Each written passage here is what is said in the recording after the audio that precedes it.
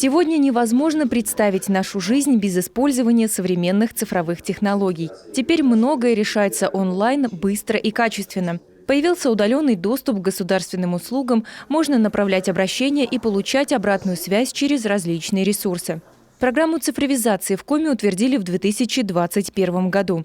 За это время в нее вошли 15 отраслей. Скажем, в образовании ярким примером стала ЕСИА – единая система идентификации и аутентификации. Платформа обеспечивает санкционированный доступ к информации в государственных и иных информационных системах. У каждого учащегося теперь есть личный кабинет со всеми необходимыми сведениями. Так называемый электронный дневник, который полностью заменил бумажный. Благодаря искусственному интеллекту заметно трансформируется и отрасль медицины.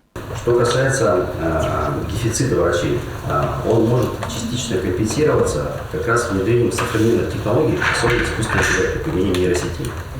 То есть в части там, где врача физически невозможно будет найти, где-то особенно в трудоудаленных населенных пунктах, за счет использования как раз дистанционного обслуживания, за счет более быстрой и более точной постановки диагноза как раз использования нейросетей. То есть в этом году наш Минздрав тоже к этому приходит. Он тоже будет внедрять пока точечно некоторые технологии в определенных областях здравоохранения.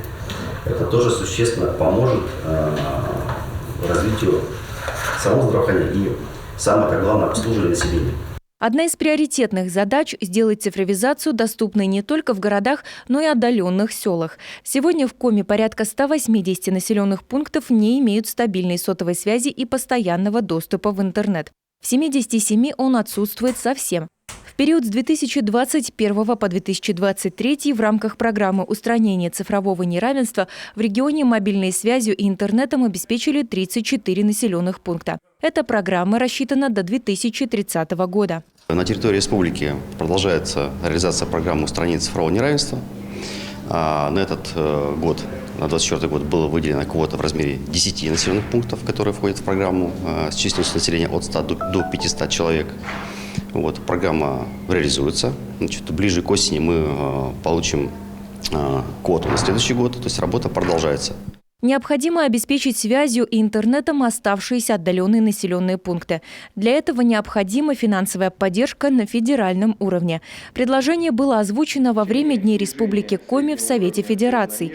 Рекомендация об увеличении квот для нашего региона уже направлена в Министерство цифрового развития, связи и массовых коммуникаций России. Ксения Мишарина, Олег Костромин, телеканал Юрган, Сыктывкар.